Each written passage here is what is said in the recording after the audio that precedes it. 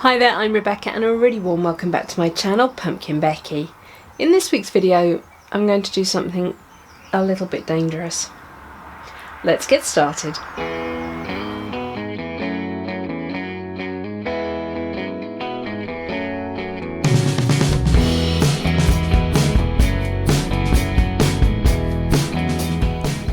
On my turntable, I have got 3 Carpinus betula, or common hornbeam, and I want to turn them into a forest planting. The dangerous bit is I've left it too late, really too late. We already have leaves, as you can see. Basically all the buds have burst apart from on one tree where we've got some which are still closed but swelling. I've been doing my best to keep this in a fairly sheltered spot in the garden so that I could get at this before this happened, but this happened in the space of about a week, so yeah. I bought these back in December, just before I got the beloved coronavirus, and they have sat in my garden over by the rest of the bonsai, just sort of waiting for the perfect moment to repot them. I got them for an absolute song from B&Q. As you can see, they should have been £10. I got them for a £5. And there's 3 really nice chunky trunked trees here. They've been grown for hedging, so they were bare root, I imagine, and then just sort of quickly potted up, much like some of the beech trees I've been buying. In fact, I may have accidentally bought another pot of beech trees. But these are really chunky, and they were tucked away on a sad looking little stand, like nobody wanted them, and I thought, I've got plans for you. Now these are tall, really tall, but I've got opportunities here where I could do some air layers. Yeah, maybe on all 3 of them. Now, one of the reasons that I didn't get onto this job as quickly as I should have done was that I wasn't entirely sure how these were going to do. I've lost at least 2 of the beech trees that were in a similar reduced pot, so I wanted to wait till I could see movement before I actually went to the extent of doing something with them. But also, I've been very busy being an Elizabethan lady. I had my first outing this year with the company of Merry Folk, and we were at Eastern Lodge Gardens, and I was playing Lady Penelope Rich, and you can see there's some images here of me in my gown, and I made that gown. The only thing I'm wearing that I didn't make is the ruff around my neck. I made everything else: the jewellery, the hat, the gown, the farthingale hoops underneath the gown, everything. So I spent all of winter just sewing like a crazy person, just trying to get it ready for this one event. Now, we normally do Tudor, so this was, I believe, the first event they've done as Elizabethans.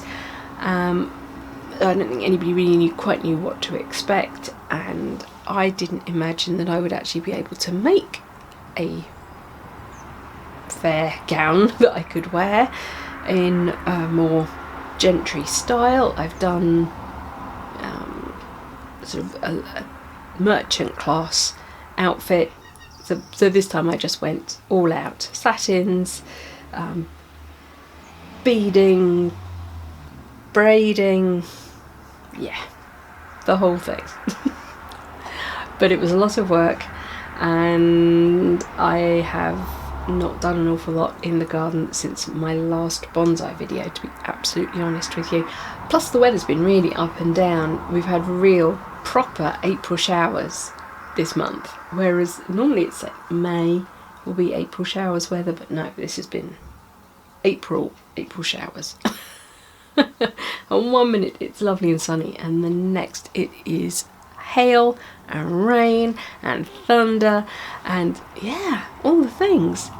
So I didn't want to do the repot too soon because I was nervous that, you know, I may not have terribly good roots in here, and if they weren't really strong enough for the big move, then, well, I could be pushing my luck here today. But they are so crowded into this particular pot. I've got branches crossing branches and rubbing. I think it would either be a case of put them in a bonsai pot or throw them on the floor, or unpot them anyway and try and separate them a bit and replant them into a nursery can. But that seems a little bit pointless. So yeah, I'm going to do it. And because it needs to happen really quick, I have already prepared my bonsai pot. This is a 40cm oval bonsai pot, quite a nice deep training pot. It's plastic. I've already put some mesh in. I did cheat and use screen door mesh, so I just put down one sheet of it rather than lots of little pieces, because there's quite a few drainage holes in here. And then put some wires up as well to help support the trees while they root in. I've also put in an aeration layer of slightly bigger akadama, and I have then gone ahead and put a layer of akadama, pumice and lava mixture into the top, just so that we've got something to sit the trees on. The first thing to do is to get these trees out of their pot. I've got no wiggle room here. There we go. Straight out. Now, something I learnt from my friend Dave at... yikes! Okay, they're separated. Now, something I learnt from my friend Dave at Blue Sky Bonsai is that hornbeam have pretty vigorous roots. They can get pretty chunky pretty quickly. So let's see what we have got. Oh my goodness, I can't believe you did that. Ah.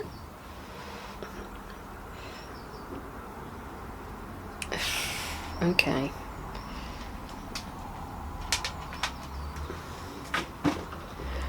They're in a peat-free compost, which is very light,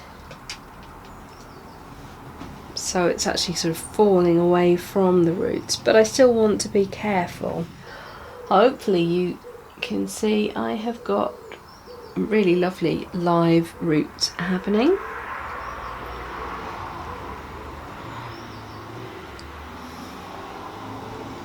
So I'm going to be careful. I can see they haven't done an awful lot up into the top here, which is good, because we don't really want up roots. Something else I know that a hornbeam can do is send up suckers, so I wonder whether maybe some of these more vigorous straight up ones are actually suckers from the root system.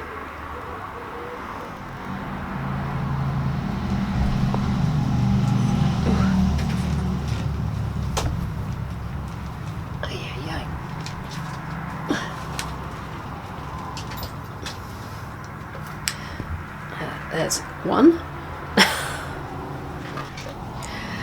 It was nice and overcast when I started this, and you may have noticed the sun has really come out now. So I've just popped the first tree into the trug that I've put all the compost in, just to help shelter them, give them a bit of coolness.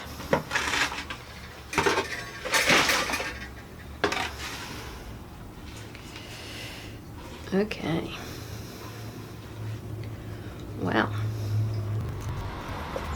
it feels like they've been grown in something quite sandy, and then once they've been lifted, they've been popped into the very friable peat-free compost.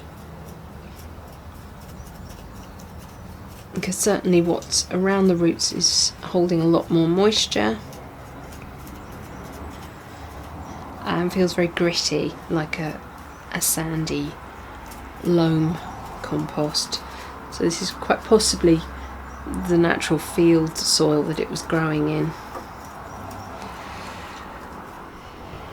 I want to see if I can reduce the taproot at all, or not sure. Or maybe I need to work the other way. Actually, the trunk gets a little bit narrower here, so this probably is our widest point. So I'm not going to look to take these roots off. I'm going to use these as my root plane, which means I can potentially cut some of the thicker ones off. There are some really chunky roots here.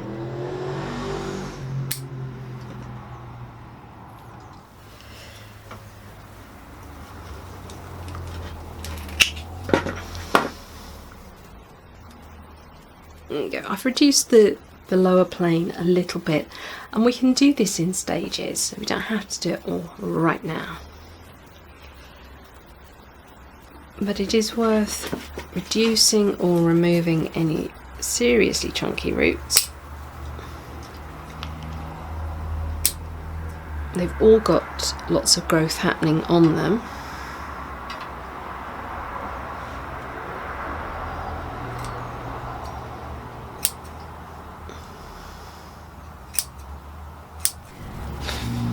Actually, I think I will remove this one.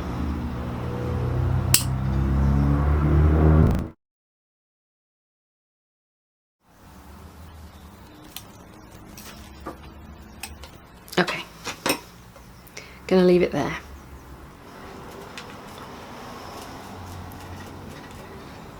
These are really fun. These are way thicker than the beeches that I've bought previously. So these are going to have quite an impact already. Just going to check where the widest plane is. About right here. I have fairly radial roots coming around at this point, so these ones are all a little bit high, and I haven't lost any of the diameter of the trunk when I get to this point. So I'm going to just clip these off.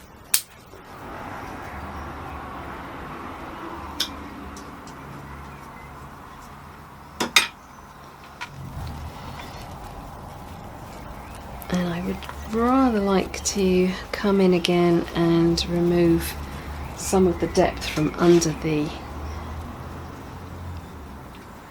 base of the tree.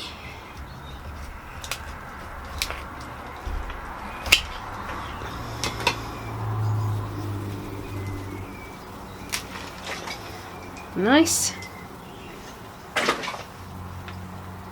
So that's reduced the height under the soil quite a lot. And I'm going to reduce the length of the roots just initially, and then we can see what we need to take off to fit it in the pot. Did I see? I've got a root here that looks like it's hit the side of the pot and it's dropped straight down. I could try and kick it out, but I think, knowing that these are vigorous with roots, I'm going to just chop it off.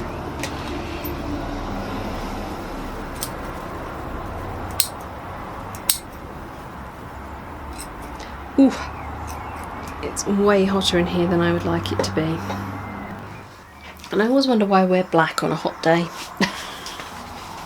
It's lovely actually. We've got our first lot of blackbird babies already fledged into the garden, and they're quite big already. No tails, just little stubs.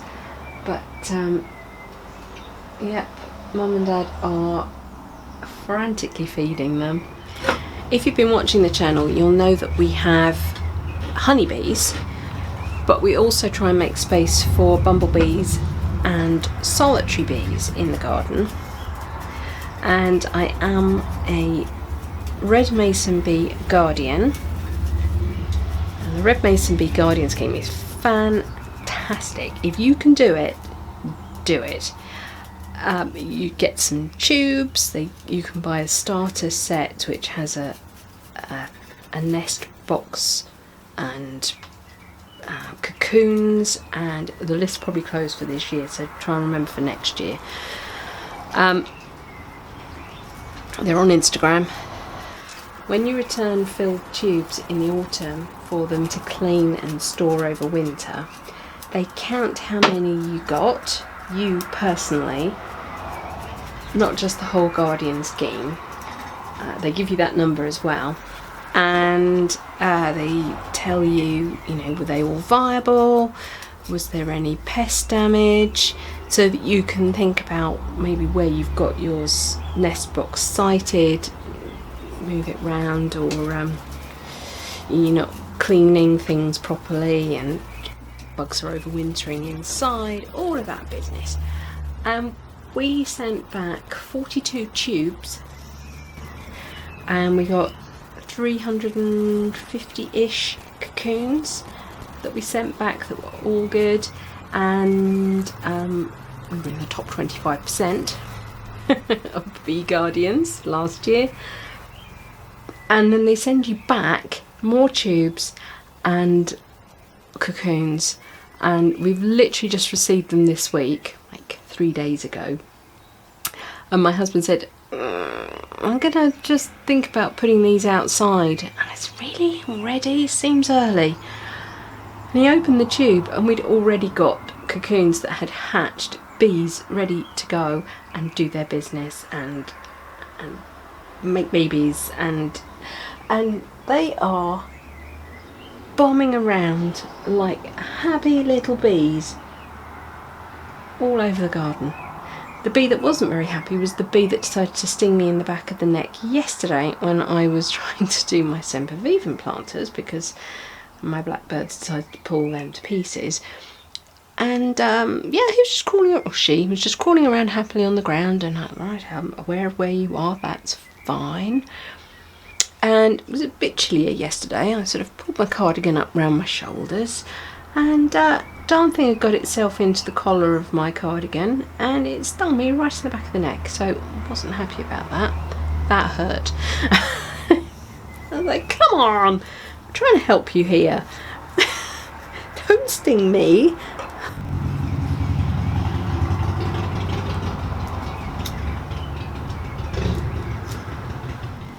This one's roots are a bit more interesting. Right, this one bends down and in. I am going to take that off.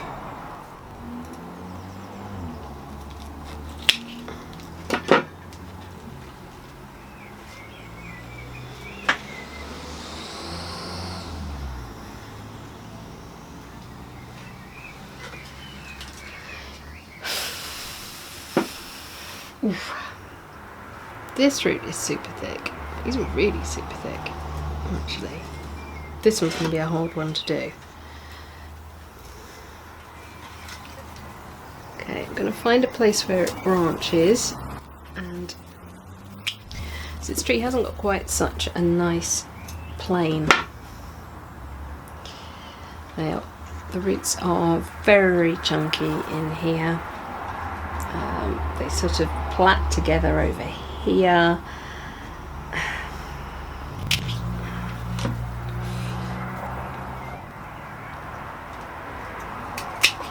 There we go. Oh, I don't want to go too far with this tree. I have a suspicion that's probably about as far as I should go. So I have pushed you out a little bit and brought in the pot I'm going to be using. This is a lovely big 40 centimetre by I think it's about 25, 28 across the width plastic bonsai training pot, and I think that's going to be perfect for giving these trees enough space to become established as a forest, but I think I will also have room to add trees. As I say, if I air layer bits off, maybe I can add youngsters in around it, and it will be evolving. So as I said before, we've got the drainage mesh, we have got our support wires, and I have also got an aeration layer and then a sort of ground base layer, my aeration layer, and then a base layer of Akadama, pumice and lava.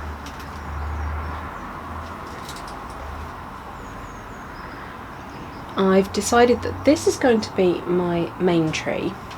I don't want to plant it dead centre, I want it to be slightly off, and it's nice if the front nods to you. This tree has a natural movement towards the front, but I did unfortunately cut that root off, which was also right at the front. So I just need to sort of slightly turn it to minimise it. Make sure the roots are moving away from the front of the pot, so they don't just hit the front and then go straight down, because this one is going to be right at the front of the planting.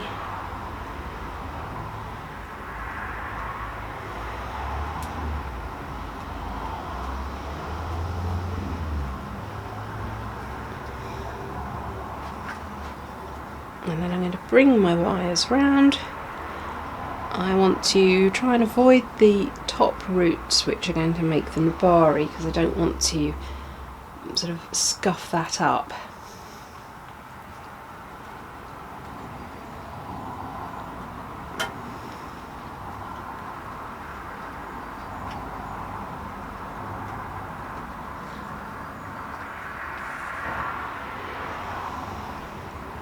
I'm not going to fix that too firmly yet. I'm going to give myself a chance to get the other ones in.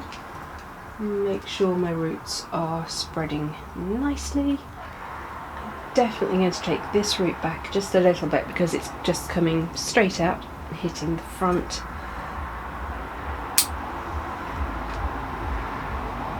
There's other roots, so that's fine.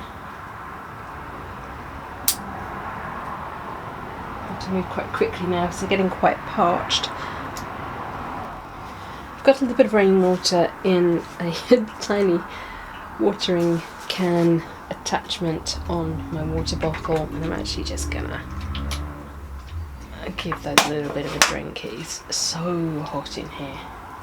I couldn't actually quite believe it when I went outside just now to get a new battery, how much cooler it is out there than in here.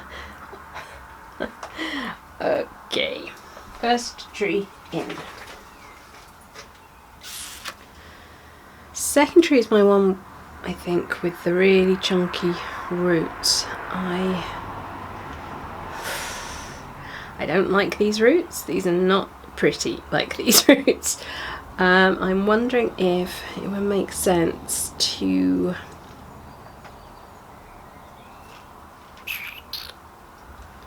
sort of have this one sitting a little bit closer to this tree.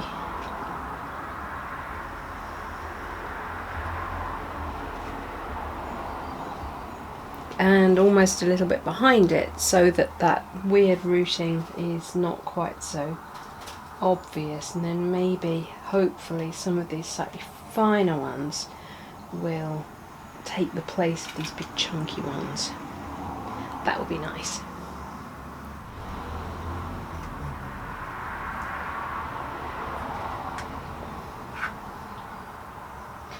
What I do need to get myself next is a pair of gin pliers.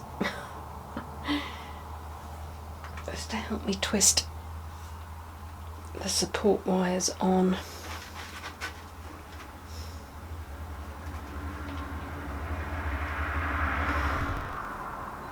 Okay, and then the third tree .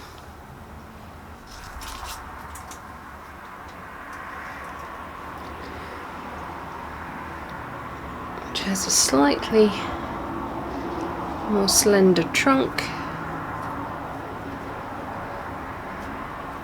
I'm going to have sitting further away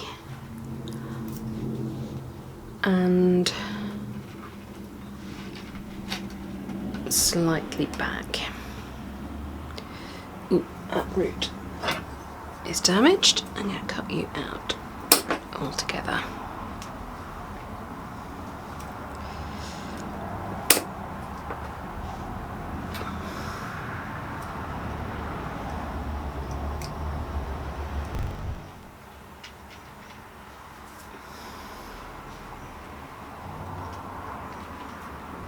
So there's my spacing. I think I'm probably ready to backfill now.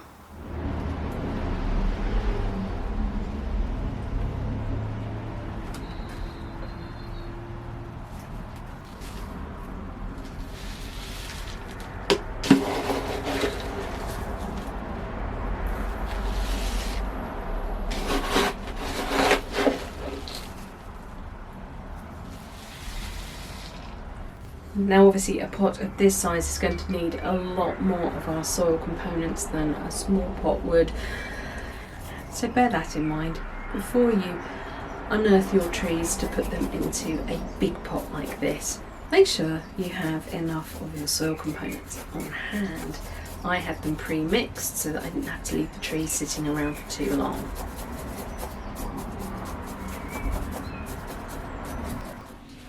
So as always, we're just tamping the soil components down into any of the spaces around the roots, basically filling any holes. What we're not trying to do is squash the akadama. You obviously don't want to try and break the lava and pumice because they are pretty solid pieces of stone, but the akadama is more delicate. We're not trying to break it. We just want to eliminate any voids underneath the tree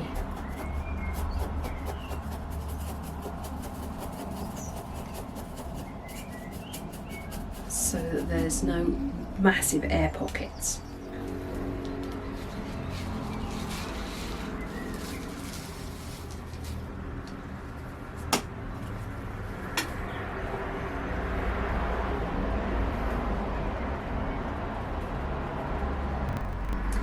Now the most important thing I can do is go and get some moss for this. It's going to be losing a lot of water just from evaporation from the sheer amount of soil surface that we have. So now I've got everything covered. Let's go and grab some moss. We've got some amazing moss that is currently growing between the potting shed and the chicken coop. It is very wet down there. And I'm going to use some of this. I'm going to chop it though, I think, because it's a bit crazy.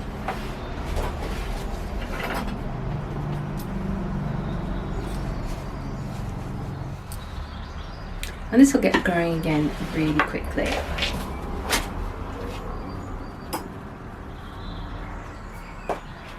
But it's going to help hold the soil surface together,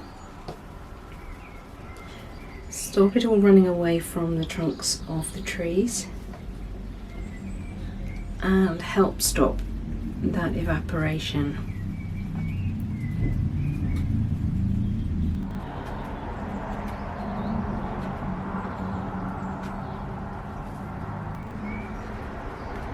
Just going to make sure that I have my protected watering level all the way around. Now I've squished the moss in so the water has somewhere to go and sort of fill up, and then it can seep away gently rather than just shooting straight off the top. That little clump of moss has made a really nice layer on the surface there. I'm going to give it a water, make sure it doesn't dry out. I'm going to put this plant back in the north facing corner that it came from, just to give it a rest and let it realise what's happened to it.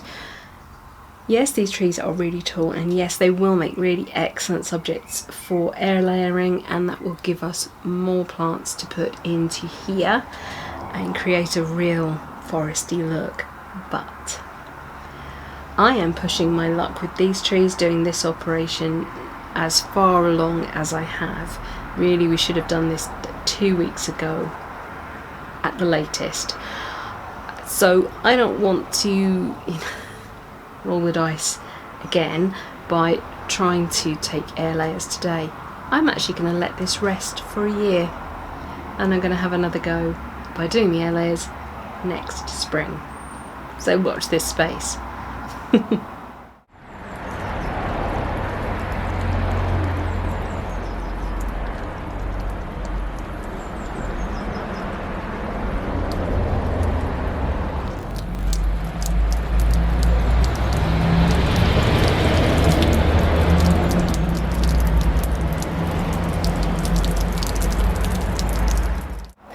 Right, that's it for this week's video. Thank you so much for watching.